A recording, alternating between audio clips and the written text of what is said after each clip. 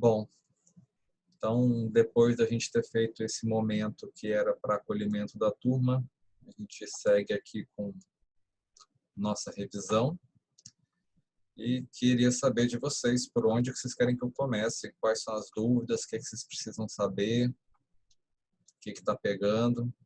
Se vocês quiserem, vocês podem digitar no chat, se vocês quiserem, vocês podem abrir o áudio, abrir a câmera. Ficaria muito feliz de vê-los.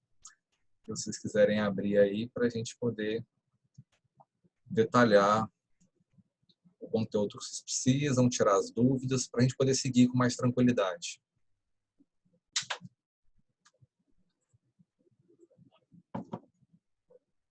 Estou à disposição de vocês, nós temos aí mais 50 minutos.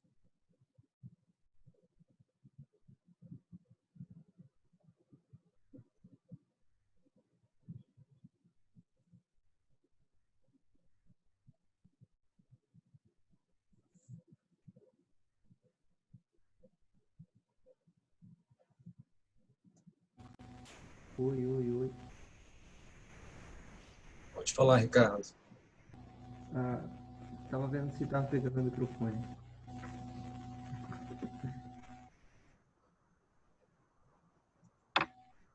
Tô feliz que tá pegando, porque antes não pegava e hoje resolveu pegar.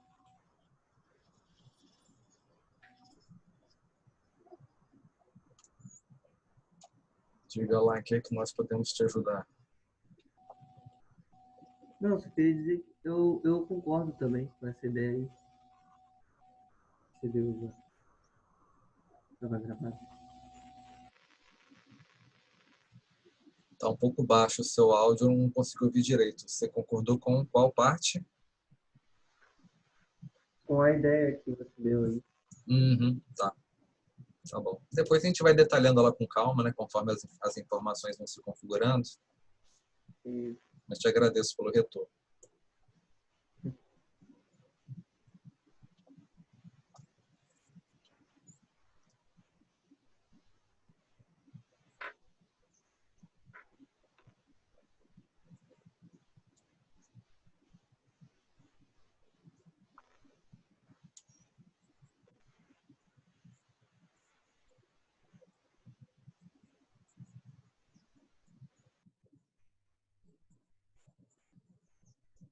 Muito bem, estou aqui aguardando vocês com suas dúvidas.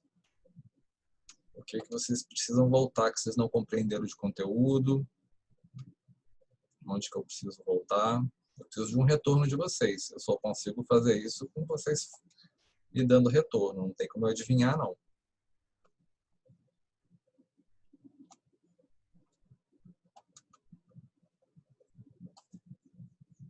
Prof, Diga.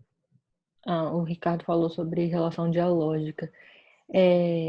Não, é só porque na aula passada eu não estava presente, e aí eu estava lendo, né, que era sobre diagnóstico, avaliação e planejamento.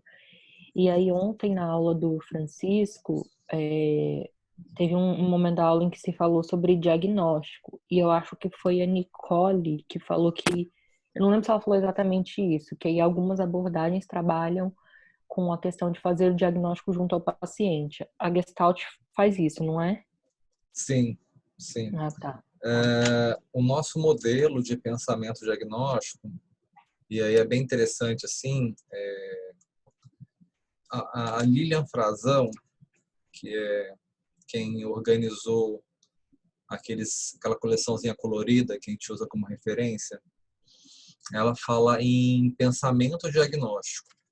Eu acho interessante assim esse conceito dela, né? Quando fala em pensamento diagnóstico, dá uma noção de que não é um diagnóstico estático, que eu vou lá e faço uma avaliação e tenho um diagnóstico pronto.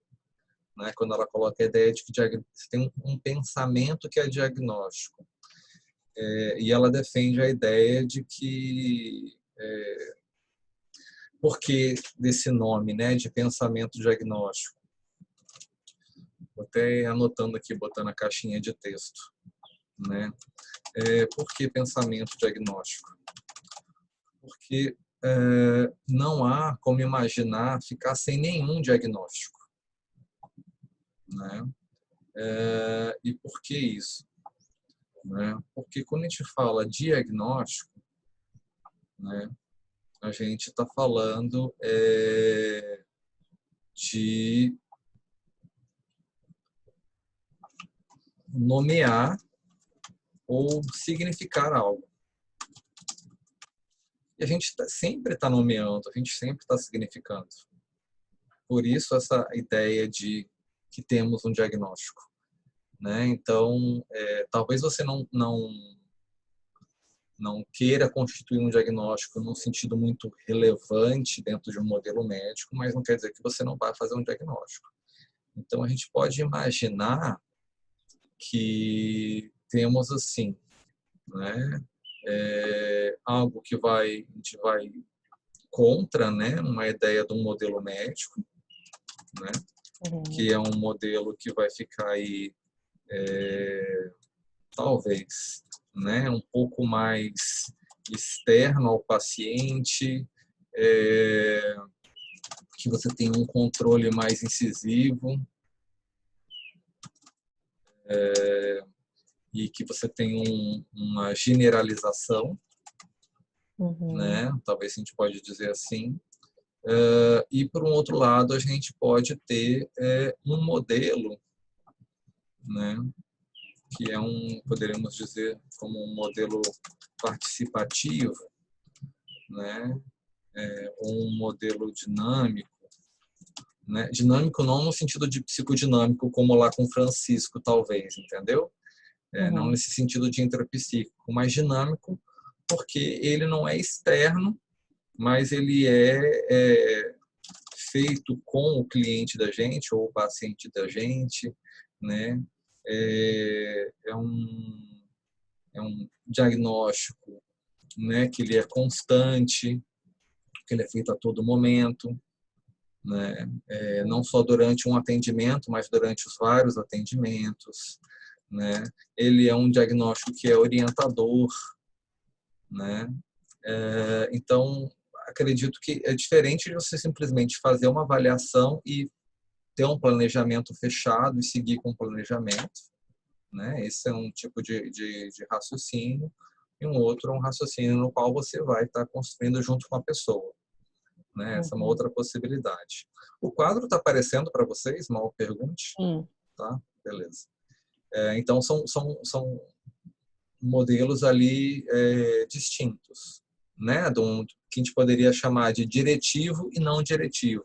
Vou até trocar aqui a cor para colocar isso aqui, que aí fica mais fácil de visualizar. Então, aqui a gente teria um modelo que seria diretivo, né? E um modelo que seria não diretivo. Vocês acreditam que tenham visto isso com Marcela também, de certa forma, né? No início da disciplina dela. Tá. Então, essa é uma ideia geral assim, para pensar o diagnóstico. Isso não quer dizer que a gente não vai usar o CID, né, o DSM e certas nomenclaturas. Pelo contrário, a gente tem que usar, né? Porque o que acontece? O diagnóstico, né? O diagnóstico ele facilita, né? A comunicação. Porque imagina, a gente precisa de uma linguagem comum, né? Então, uma forma de que os profissionais de disciplinas diferentes eles consigam ter um denominador comum. Então, né, pensar não ter diagnóstico, né, é algo um pouco complicado. Fico até curioso, assim, tenho até uma vontade, né, se eu pudesse conversar, por exemplo, com o Francisco sobre isso. Como é que a psicanálise está vendo isso hoje? Com Marcela junto, né, como que a CP vê hoje. E eu falo de psicanálise ACP por um motivo muito simples, né? A ACP, por conta de a ACP fazer parte do mesmo movimento da Gestalt, né? Naquele meio de século no qual a proposta é de não diagnóstico, né? Mas eu acredito que, assim como na Gestalt, a ACP evoluiu para além dessa referência, uma vez que esse posicionamento dos autores da época era um posicionamento muito político, não era tanto um posicionamento teórico, né? Era um movimento bem mais político e que foi importante naquele momento. Então, acredito que a ACP tem uma postura muito parecida com a Gestalt terapia hoje.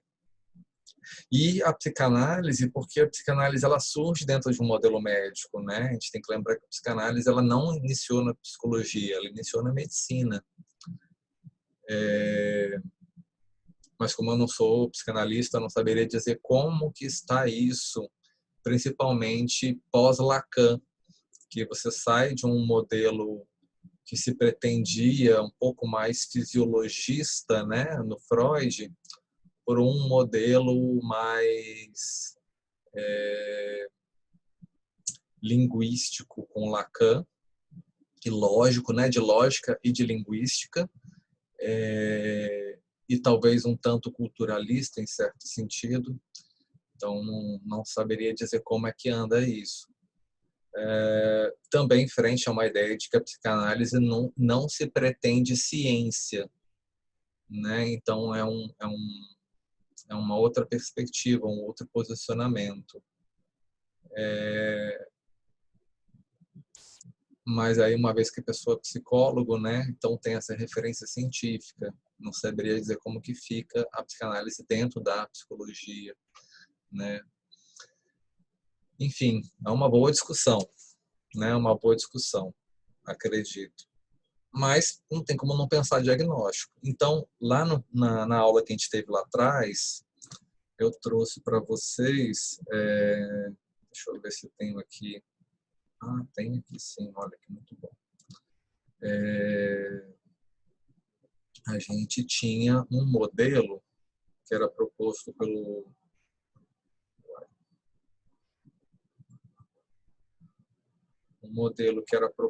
pelo Jorge Ponciano, que era um modelo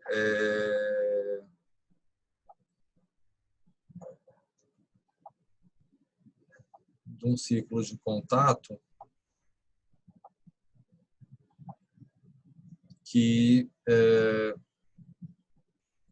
eu ver se consigo dividir isso daqui. Não sei se eu vou conseguir fazer muito bonitinho, não. Mas de um ciclo de contato que era permeado por 3 etapas, né? 3 grandes etapas por conta das funções. Não sei se vocês lembram disso, né? Funções id,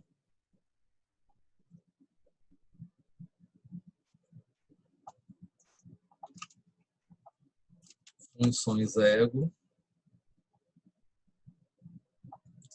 E se alguém falar função superego, eu jogo pela janela, até daqui de casa, com o poder do meu pensamento. Tá? Personalidade. Então, nós temos as 3 funções aqui de self. Certo? Então, o modelo do Ponciano separa, né, a partir disso daí. Então, imaginando self e alguns movimentos possíveis. E a gente precisa lembrar que em id a gente tem uma pergunta, que é o que é isso? Certo?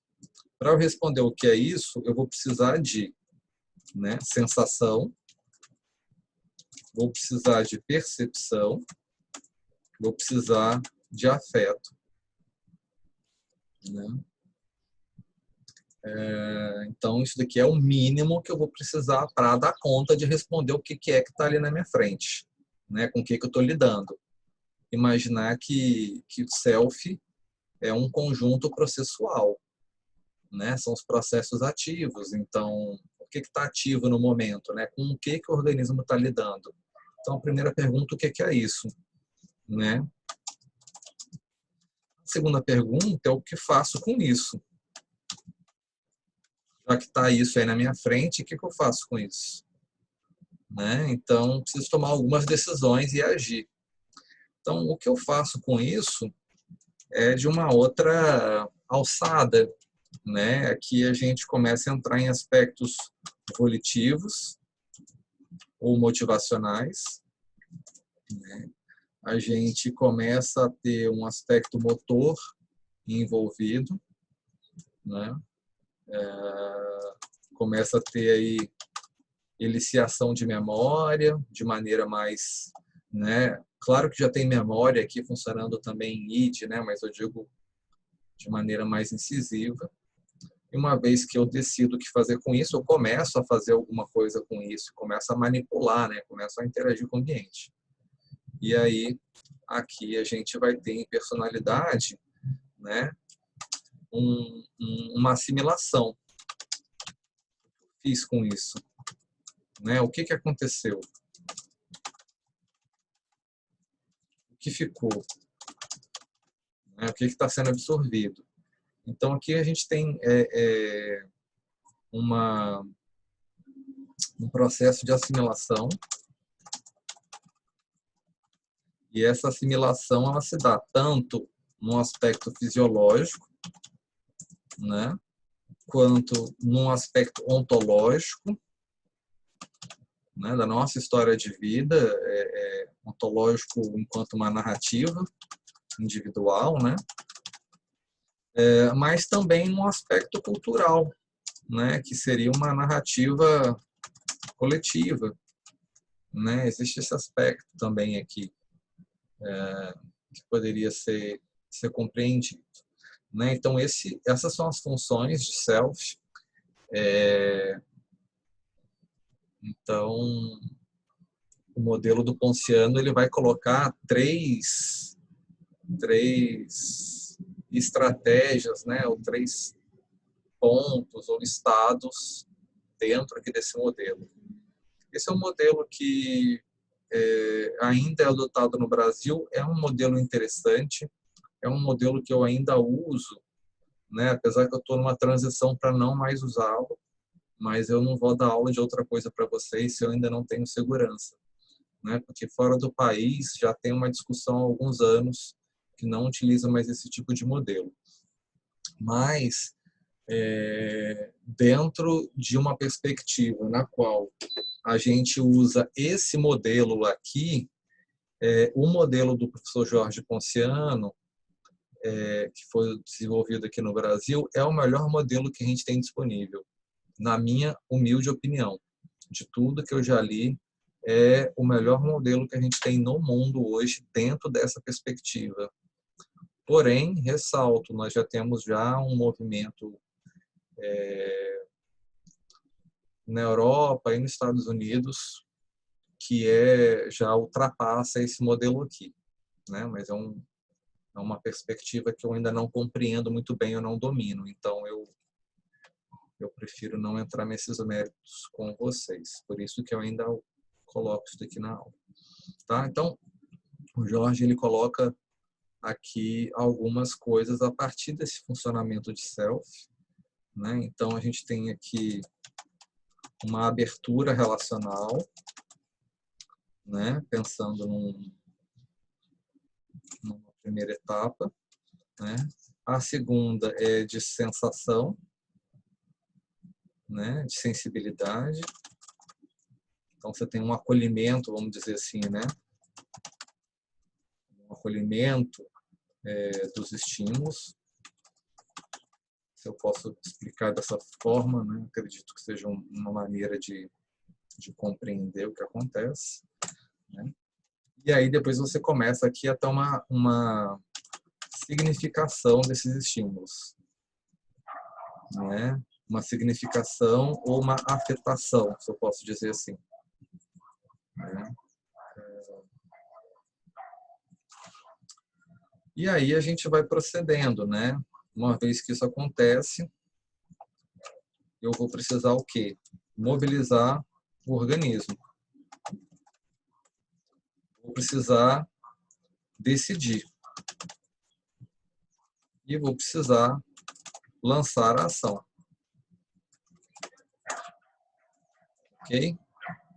Então, o organismo ele se prepara para agir, né? Ele vai se organizando, ele vai se preparando, vai tomando decisões do que pode ser feito e lança a ação, né? Aqui, nessa terceira grande etapa, né, no qual a função personalidade ela é mais visível, né? A gente tem uma interação, né, muito clara, uma interação no sentido de manipulação do ambiente pelo organismo.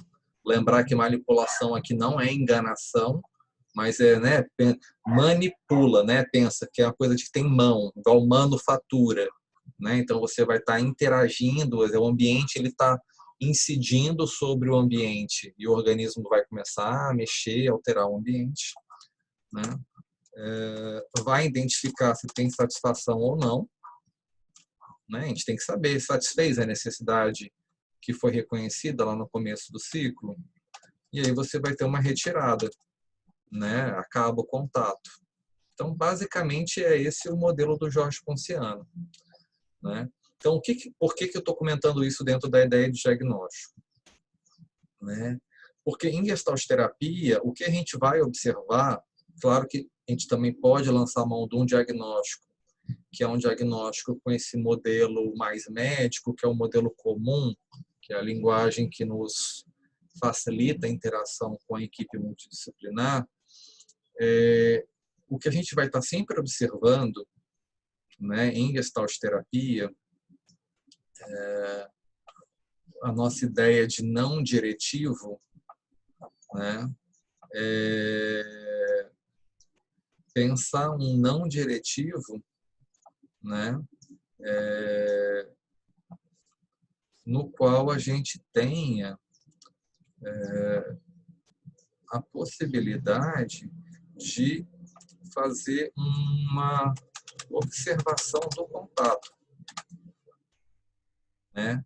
Lembrar que contato em Gestalt terapia não é relação terapêutica, pelo amor de Deus, isso acontece direto, né? Quando a gente pede trabalhos e prova e tal, o pessoal põe em contato, tive um contato com o meu cliente, né? Não é uma interação.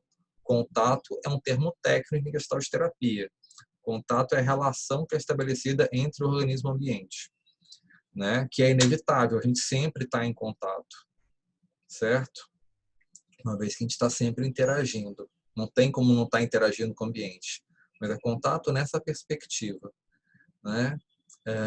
Então, a gente vai observar como que acontece esse contato, certo? O que a gente está tentando observar aqui nesse contato é o que a pessoa quer, né? O que a pessoa evita, né? Como a pessoa compreende, como que ela significa,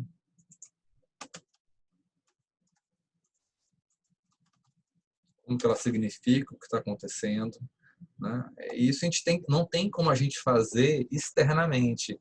A gente tem que fazer esse tipo de pontuação junto com a pessoa. A gente não consegue fazer essa avaliação só a gente, né? Então vai ser feito junto com a pessoa. Por isso desse modelo aí não diretivo em Gestalt terapia, tá? E é claro que tem vários nomes para isso daqui, né? Para as alterações que acontecem aqui nesses modelos. Mas o mais importante é ver como que esse movimento acontece, né? Qual que é a estruturação estética, que forma que isso vai se dando, né? Como que isso vai acontecendo. Isso é muito mais importante do que os nomes em si, tá? Mas eu acabei me estendendo aí, né, Vitória? Eu não sei se já passei, eu acho que do ponto do que você estava perguntando. Não, prof, mas foi ótimo. Não sei se eu respondi o que você precisava, mas com certeza acho que eu fui além do que você estava querendo. Respondeu. Tá. Obrigada. Que isso. Vamos lá. Mais o que, minha gente? Me dá uma ajuda aí. Ricardo falou de relação dialógica. Ah, sim. Explica aí, Ricardo, o que você precisa saber mais especificamente. Dá uma detalhada aí pra gente. Então, professor, eu não, na hora que eu fui fazer o trabalho, eu não estava conseguindo entender direito, né, a relação dialógica, não sabia se era a mesma coisa que dialogismo. Uhum. Tá. Aí Uhum. ficou meio confuso essa parte. Tá. Tá bom. Deixa eu fazer aqui então o seguinte, deixa eu jogar para o outro lado aqui o chat, para eu poder ter o lado de cada quadro, né? Se eu posso dizer assim. E jogar as câmerazinhas aqui para outro lugar. Apesar que só tá eu me vendo aqui na minha câmera, né? Eu não estou vendo vocês, mas tudo bem. Vai que alguém abre, né? Alguém quer se mostrar para mim, né? Quer se revelar aí. Mas bem, então você está perguntando sobre relação dialógica. Deixa eu jogar isso aqui nesse canto aqui.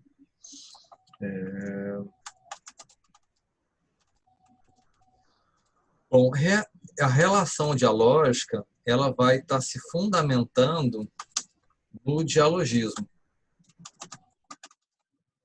que é uma, uma escola de pensamento, né, existencial,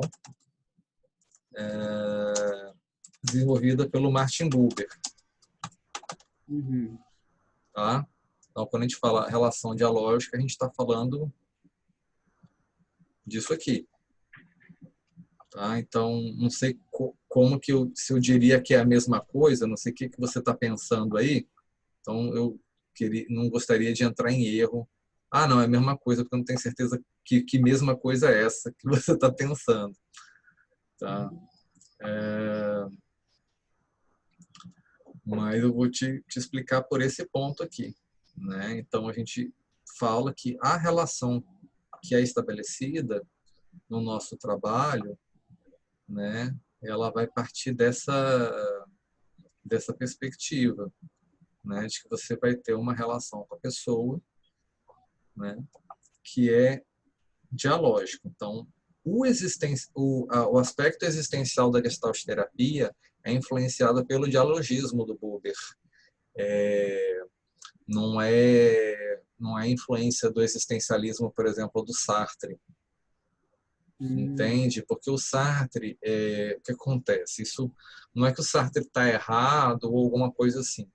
É que naquele período, né, quando começou a surgir a Gestalt terapia, o pessoal tinha um receio de ser associado com o Sartre, porque o Sartre tinha uma pecha muito ruim, sabe?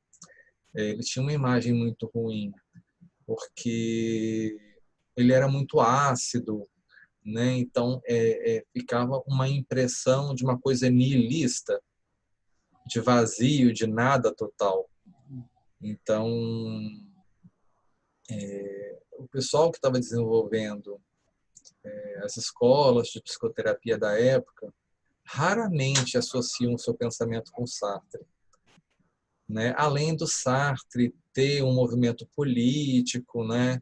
com sindicatos, partidos de esquerda, né? com quem ele também até de certa maneira assim brigou, né? Uma vez que ele não era à esquerda no sentido comunista ou socialista, mas ele era mais próximo ao anarquismo, né?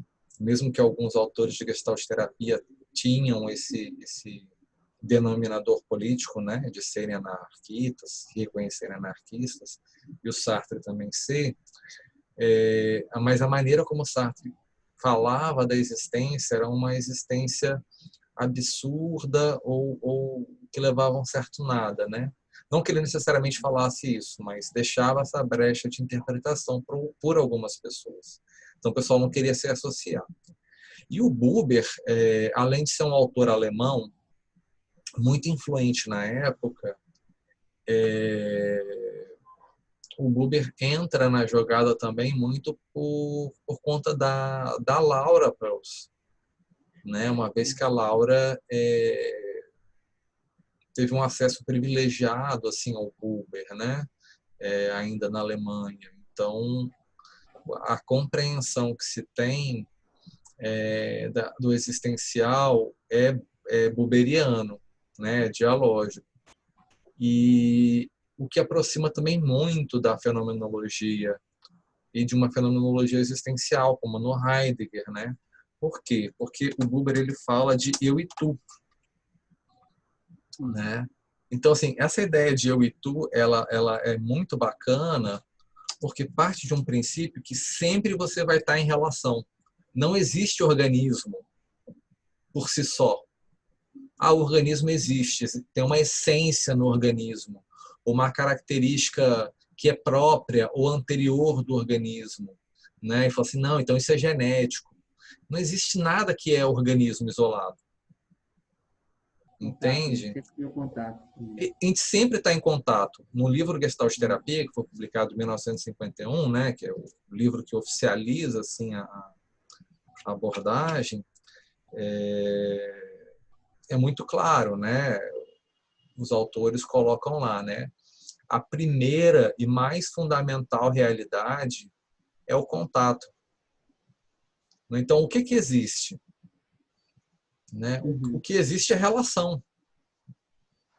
Então, você fala assim, mas meu organismo existe. Tá, teu organismo existe.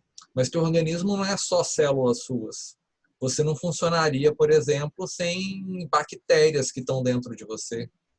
Você não funcionaria sem mitocôndria. Vocês lembram de estudar isso provavelmente em fisiologia desde a época da escola. Né? O que é mitocôndria? Né? A gente tem aí várias teorias da conspiração na biologia, né? De que, eventualmente, lá atrás, a mitocôndria foi um hospedeiro que entrou numa célula e essa célula começou a funcionar melhor e a mitocôndria ficou ali, né? É verdade. Então, uma relação de simbiose, né?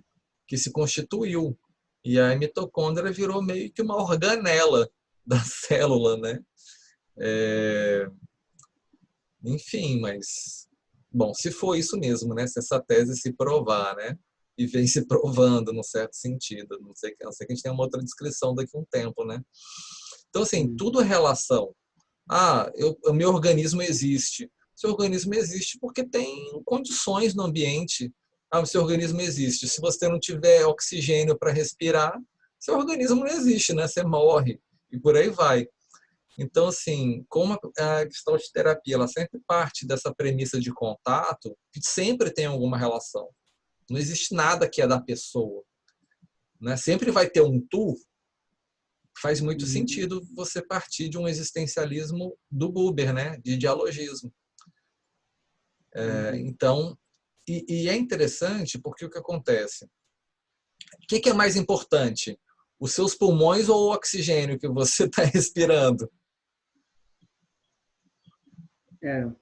Os dois são importantes. Né? Você entende você começar a entrar numa... Parece que é uma discussão assim, parece conversa de boteco, parece filosofia vazia, né? Parece, mas não é. A gente se acha muito importante. Beleza, então fica sem respirar. Porque eu existo, eu sou mais importante. Tá, então fica sem respirar. Fica sem comer, fica sem beber água, sem se hidratar. Né? Isso não existe. É um tipo de recorte, assim, que beira o ridículo. Imaginar que a gente existe por nós mesmos. Né? Então a gente sempre está em relação. Então sempre é um eu em tu. E essa relação é interessante. Por que eu fiz esse comentário? Né? Imaginar que é uma relação que é horizontal. Não tem um que é mais importante com o outro. Isso. Então, esses dois, eles se tocam. Esses dois, sejam quais dois forem. Né? Pode ser o meu pulmão com ar. Pode ser eu falando com você. Né? A gente só existe na relação. Um só existe frente ao outro. Dos dois são igualmente importantes. Então, é uma relação que é horizontal e é uma relação que eu poderia dizer que é producente, né? Porque ela vai gerando coisas, ela tem um potencial gerativo, né? E num aspecto existencial, né? Num aspecto existencial, não vou ficar discutindo aspectos fisiológicos aqui, né? Eu teria que chamar outros autores para discutir esse ponto, chamar Walter, né, para vir cá conversar com a gente. Saudades, Walter. Walter é gente boa para danar, né? E ele tem essa perspectiva assim muito clara, né, ecológica, né? A Gestalt terapia ela parte de um princípio de campo e uma perspectiva ecológica, mesmo que na época não tivesse esse nome, né, ecológico. Mas, assim, num aspecto existencial, e aí lembrar aqui, como a gente estava falando, né, em personalidade, né, aqui em personalidade a gente tem esse aspecto de narração individual e de narração coletiva, né?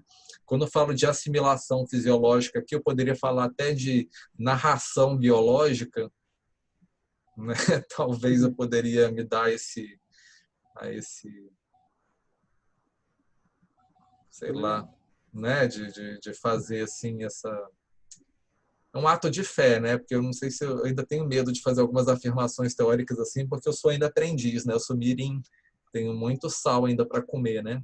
Talvez daqui a uns 50 anos eu tenha um pouco mais de tranquilidade para fazer algumas afirmações. Mas a gente poderia talvez dizer aqui de uma narrativa fisiológica, talvez, né? Mais material, uma narrativa concreta, né? Nessa assimilação fisiológica.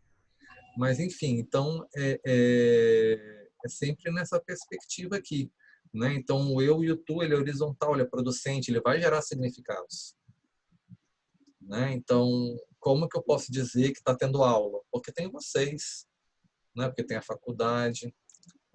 Por que eu estou aqui conversando? Por que eu estou falando e tendo esse tipo de comportamento? Porque tem um computador com uma câmera na minha frente que media a nossa interação, né?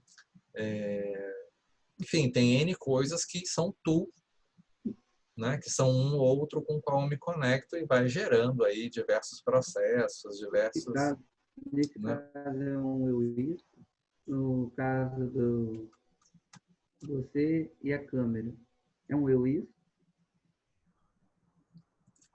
Não, eu considero que é eu tu, na medida que, se fosse eu isso, eu teria uma relação muito utilitarista com a câmera e com você aí do outro lado, né? Porque o que acontece? Imagina se eu dou uma aula, imaginando não, eu vou dar a aula.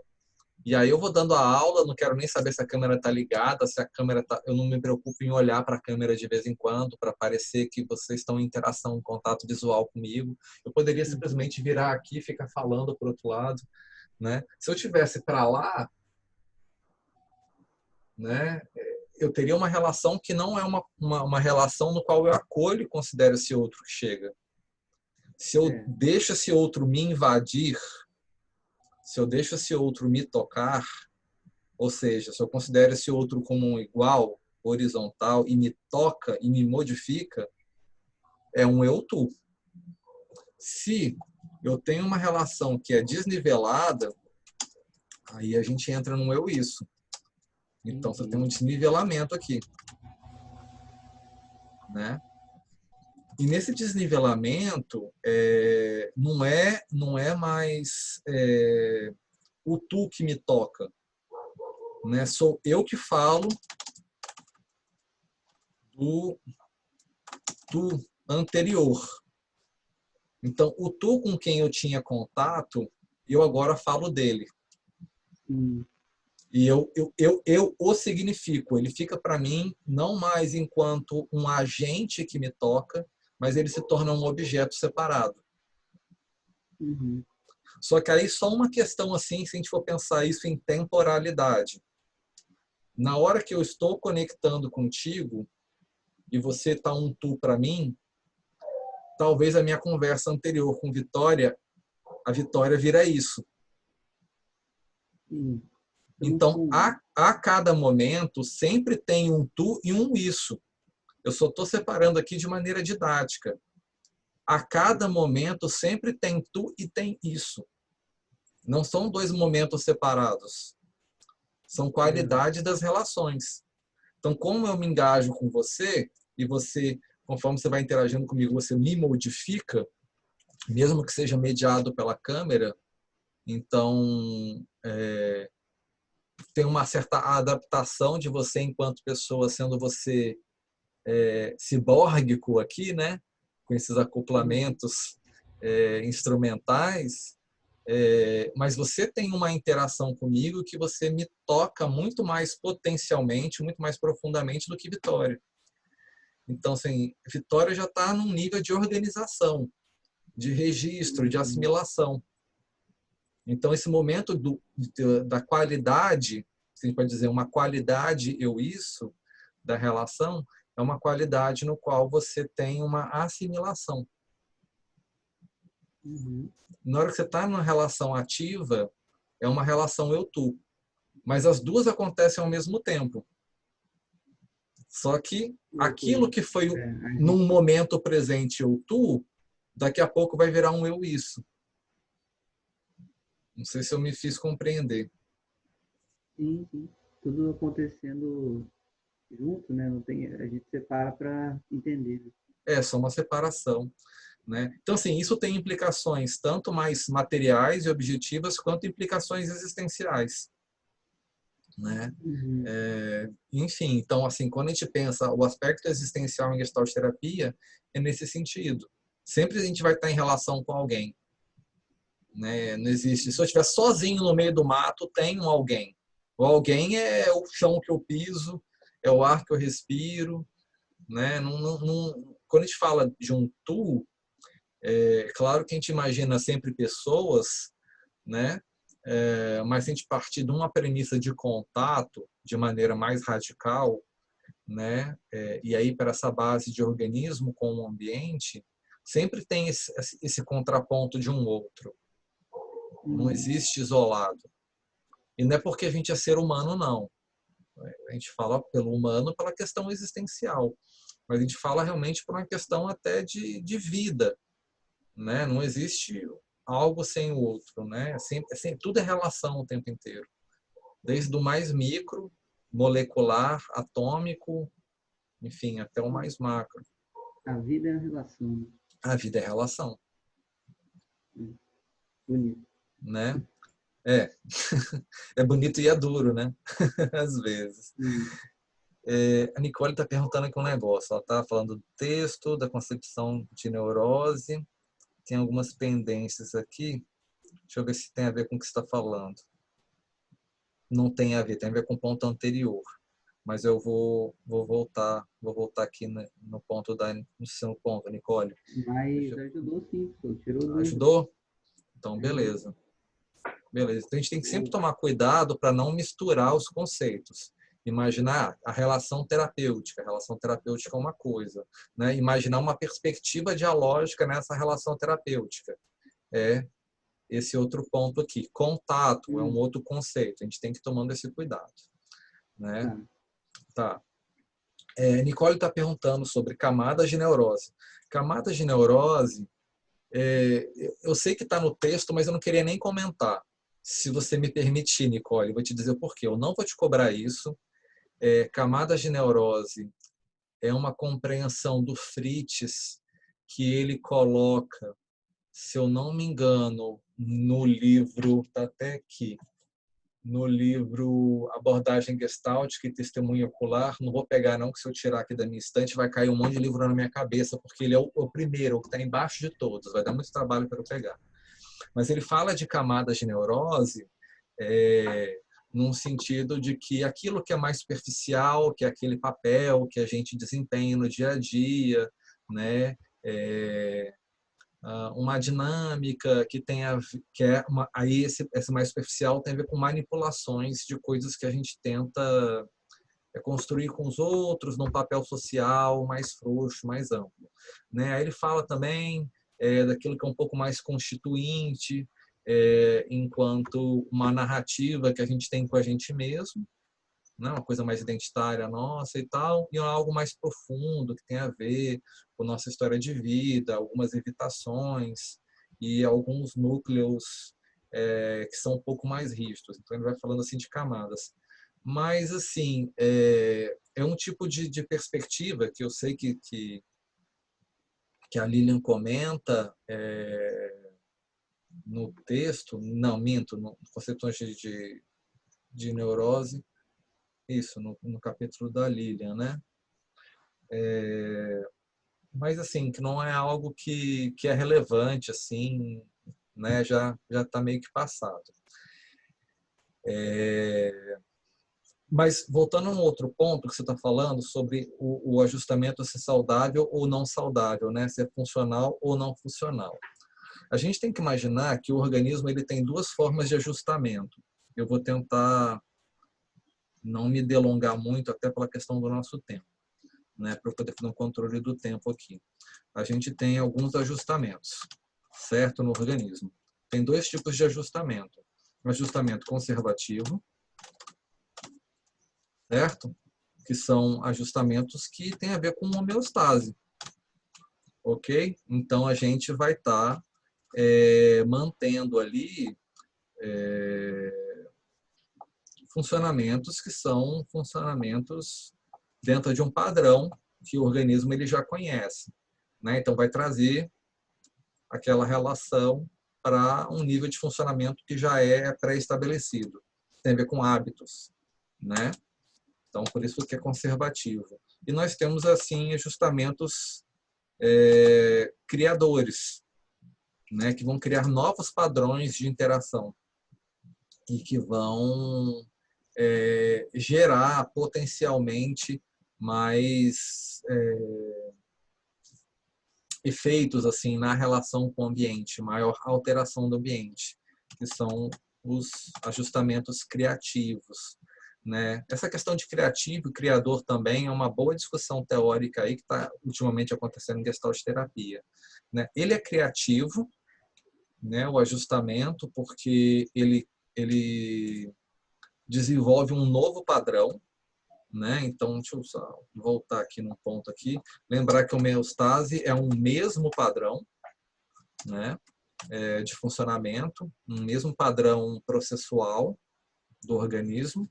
E aqui no ajustamento criativo você tem um novo padrão, tá? O que você vai dizer que é saudável ou não saudável? Você tem um posicionamento conservativo é saudável? Às vezes sim, às vezes não. Então, vamos imaginar que eu tenho que sempre criar um jeito novo para lidar com uma coisa. Não, talvez seja mais interessante o hábito. Tanto é que o organismo ele cria hábito, né? O organismo desenvolve hábito por isso mesmo, porque o hábito é interessante. Agora, por um outro lado, desenvolver novas estratégias, novas ferramentas também é bom, certo? Então, assim, dizer o que é apropriado ou não, o que é adequado ou não, é difícil dizer, né?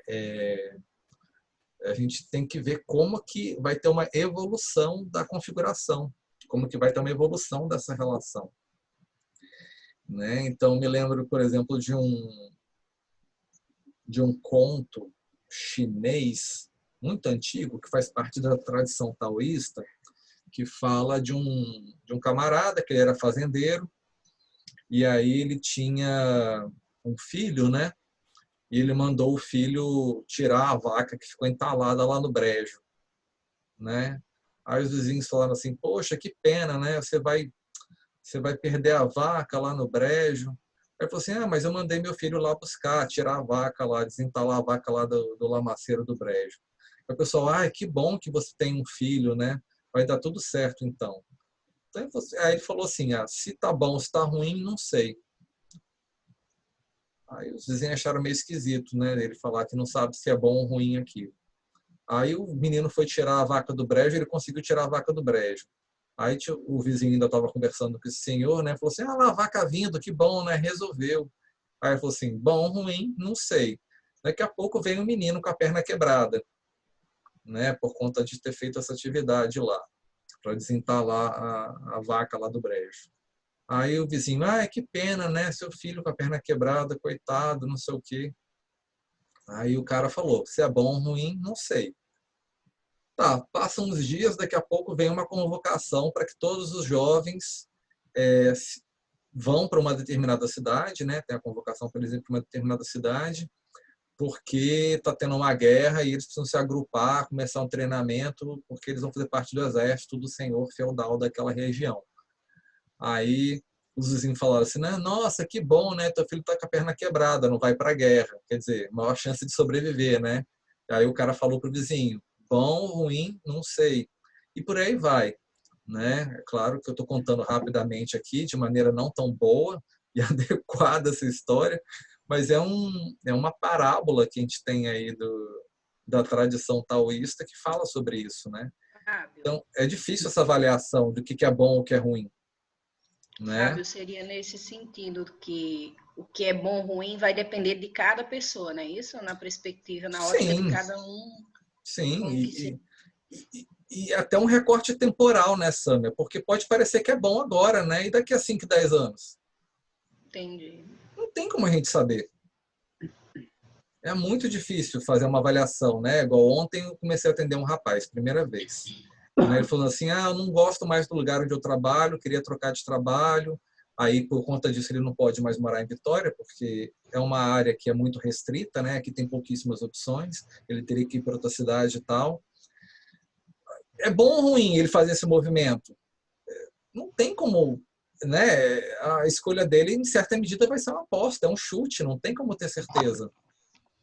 Né? Talvez lá no leito de morte ele vai avaliar se for bom ou ruim, né? É difícil dizer. É muito difícil. A gente não tem controle das variáveis.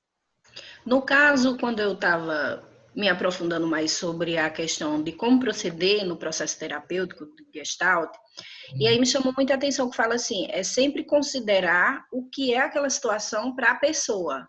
Uhum. Por exemplo, é sempre a pessoa que está no local de fala, né, que está trazendo, como que ele enxerga aquela dificuldade, como que ele enxerga aquela situação. Tipo, não é tentando dar um significado, não, mas é assim ou assado. O que importa é que para aquela pessoa quer dizer isso. Sim, como que a pessoa significa. Isso, como é que ela dá o significado. E como, por exemplo, trabalhar de forma que não mudar, mas sim ajustar para que ele consiga lidar melhor com essa situação, como é que funcionaria de forma mais prática? Defina lidar melhor, né? E é interessante, assim, eu acho que é convidar a pessoa para ressignificar. Nesse sentido, e eu falando isso, eu me reconheço muito próximo à psicanálise, num certo sentido, né? Porque eu me lembro de ter, assim, trocado uma bola assim com o Chico, assim, eventualmente no passado, né? Mas é chamar a pessoa porque ela tô falando a mesma coisa, né? E tô revisitando, e tô tratando do mesmo. Nunca é o mesmo. Na hora que você revisita, você sempre ressignifica, né? Então, lembrar a pessoa que isso está em aberto. Então, aquilo que era bom, a pessoa, se ela acha que é apropriado, ela pode achar que é ruim agora. E aquilo que é ruim, ela pode significar como bom. O significado e a relação que a gente tem com aquilo não precisa ser estático, fixo, fechado. Pode mudar com o tempo. Eu acho que o convite é esse. O saudável é nesse sentido, de manter essa dinamicidade, essa fluidez. Né? Talvez se a gente pudesse, de alguma forma, imaginar saudável e não saudável em Gestalt terapia, essa ideia de fluidez.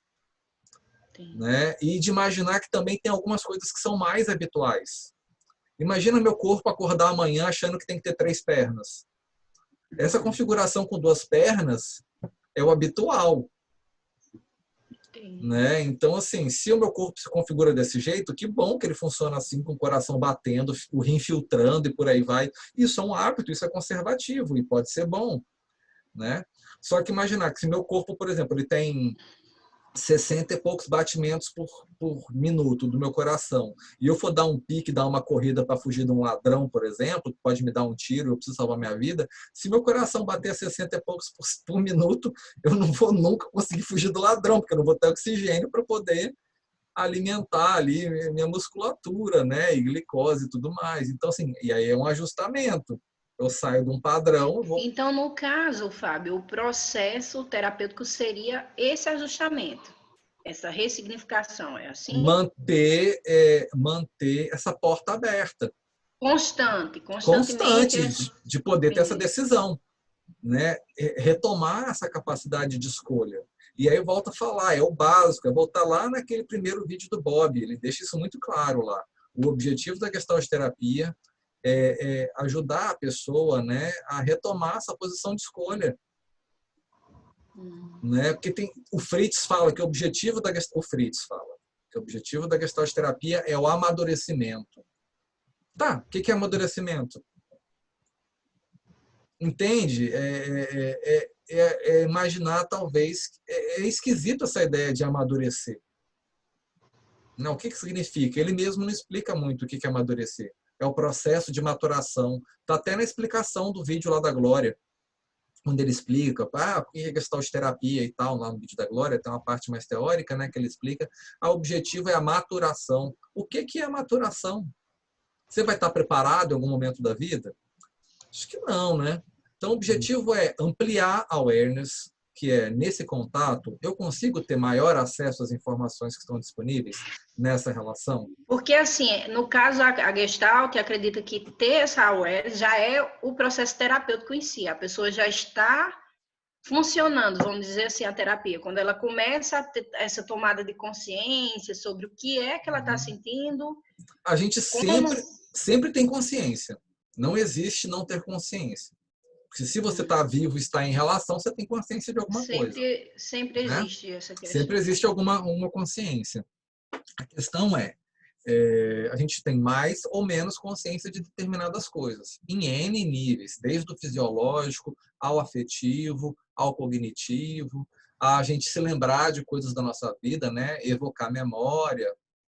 A gente tem maior ou menor acesso a essas coisas. Consciência no sentido de acesso. A gente poder lançar a nossa atenção ali, se conectar com isso de maneira intencional.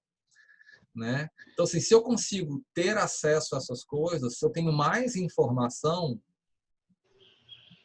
eu tenho uma perspectiva melhor do que está posto para mim. Eu sei mais do que está acontecendo nesse momento. Se eu sei mais, eu posso tomar uma escolha que é mais adequada. Porque eu tenho mais elementos para tomar a escolha, né? Para tomar essa decisão.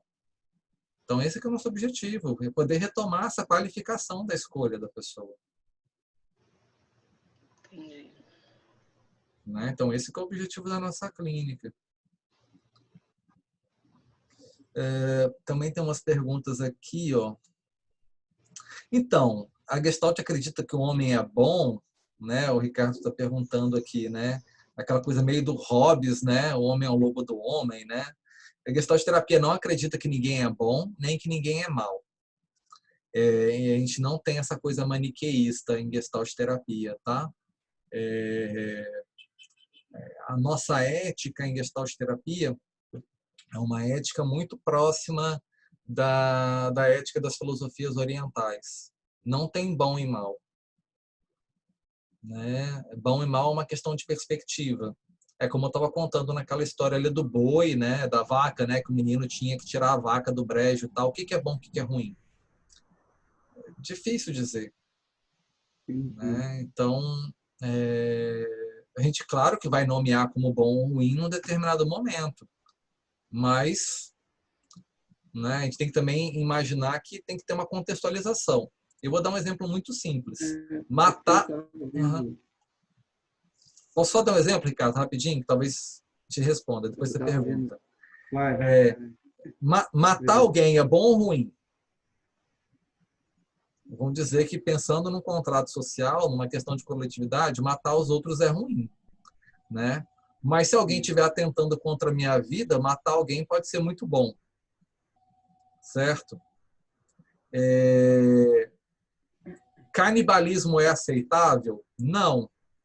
Lembra daquele filme Vivos, né? Que fala de uma equipe de rugby chilena, que o avião caiu lá nos Andes? Os caras caíram, estão no meio dos Andes, não vai ninguém buscar os caras. Isso foi na década de 70, se eu não me engano. Ninguém ia buscar os caras. O cara está no meio da montanha lá, vai morrer. Tem um monte de carne lá, o que ele vai fazer? Difícil, né? O cara teve que comer os mortos. Né? Então, assim... criativo?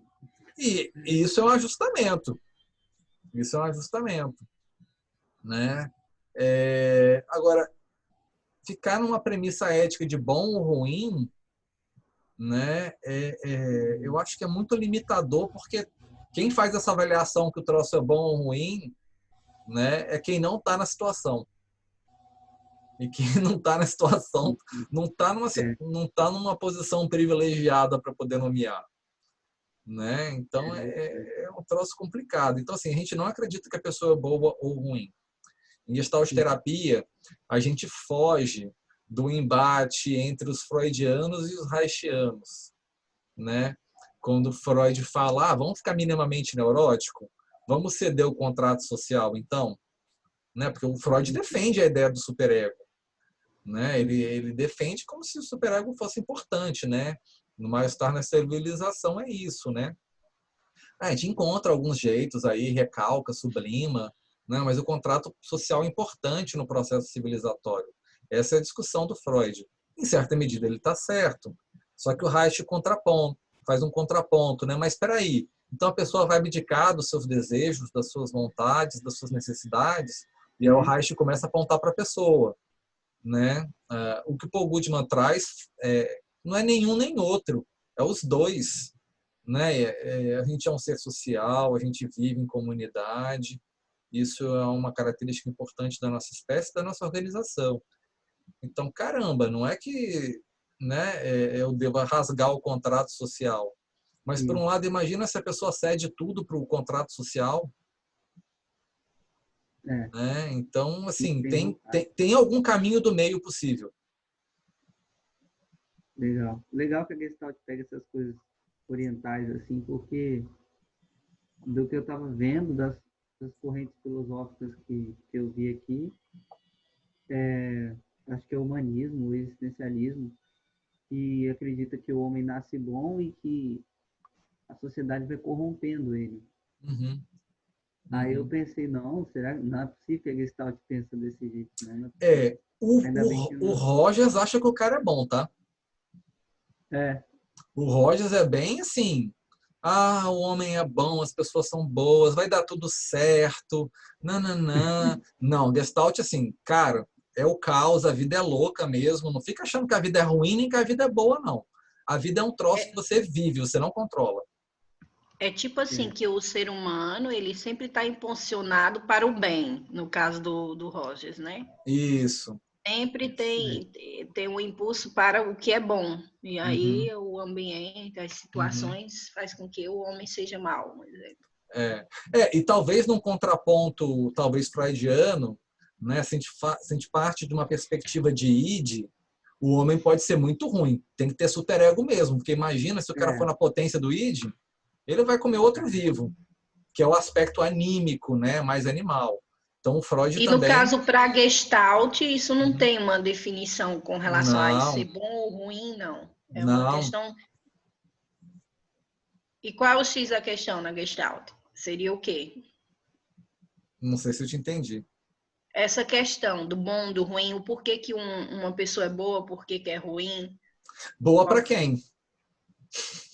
Entendi. Esse questionamento da história lá que você falou, a vaca, isso foi bom ou foi ruim ter quebrado a perna? É uma perspectiva tipo disso. Não tem como definir se é bom ou ruim. Como é que a gente vai saber? A gente vai saber, assim, agora me parece bom ou ruim, mas e daqui a pouco? Então, assim, a gente tem que tomar um cuidado. O que a Gestalt terapia nos chama a atenção é no sentido de maniqueísmo ou de um purismo entre o bem e o mal, como se existissem coisas boas e existissem coisas ruins em si mesmas. E evitar respostas simples e muito rápidas, né? Então a pessoa fala assim, nossa, eu vou ter um filho, que lindo, é tão bom, né? Tem que ter filho, né? É um chamamento da gente ter que pôr pessoas no mundo, né? Virmos aqui e povoar. Aí vai, nasce a criança se torna um bandido, inclusive até mata os pais. Que bom ter um filho, né? Péssimo para aquela pessoa. Foi a pior atitude que ela teve na vida, foi ter um filho, né? Porque foi lá e matou ela mesma depois. Só que ela não tinha como saber. Então, assim, é claro que estou dando um exemplo muito extremo, mas a gente tem que tomar cuidado, né? A gente tem uma visão muito humanocêntrica, a gente esquece do resto do universo, né? A gente tem uma visão muito curta no nosso período de vida, né? A gente vê na nossa perspectiva ali de um recorte muito simplificado no tempo, mas é a perspectiva que a gente tem.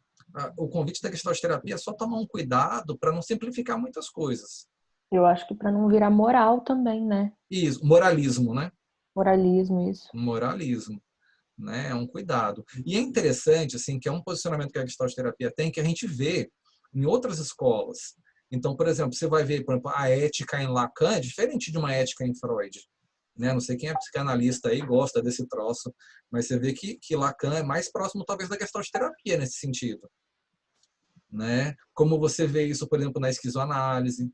Então, assim, eu acredito que não é tanto por corrente teórica, tá? Esse tipo de definição.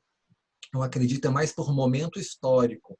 A gente vê que, por exemplo, até a década de 50 existe um tipo de pensamento, é claro que perdura um pouco mais no tempo em alguns autores, né? Mas a partir da década de 60 você já tem um outro tipo de perspectiva.